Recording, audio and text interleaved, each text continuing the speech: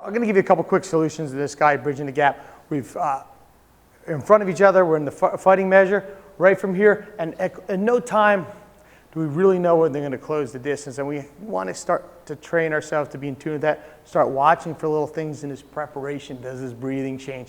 Does his hand drop so slightly? Does he change levels? All these little things which seem insignificant by themselves are huge. So if I can just get a jump on some of that by allowing me to execute my escape or my orderly retreat a half a second sooner, it'll greatly increase my ability to get the heck out of the way of his shot. So right from here, we're squared off, back up a little. Here we go. Right here, and as Nick comes in, I'm just gonna move. What I'm gonna do from here, as he comes at me, is I'm gonna give way.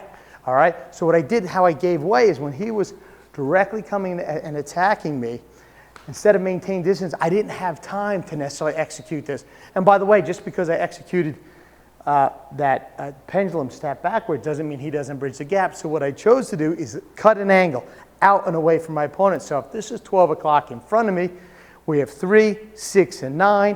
What I did is I opened the door. I took this foot from here and opened it up. So essentially this, he's at me, I opened it up. Here, open it up. And I would use my hands aren't in it right now, to help pass him along. Much kind of like a matador. Kind of just opening the door and letting the bull run past. So right from here, make sure we'll go slow. As he comes at me, I open the door and let him pass by. And you'll find a guy who's bum rushing you, coming straight forward at you, it's very difficult for him to change an angle of attack. So by us changing the angle and getting out of his way, hence he'll more likely come straight forward and we'll miss his attack. One of the things I try to do here is when that guy comes at me, if I know he's brushing me, is to try to cut that angle, switch off, go to the left, go to the right on the clock. It's because to sprawl, to engage in some sort of a grappling event, some sort of a clinch or in the clutches of, means I have submitted to a grappling endeavor in that case. I don't want to do that. Again, as we've addressed multiple times, is multiple opponents and weapons, okay?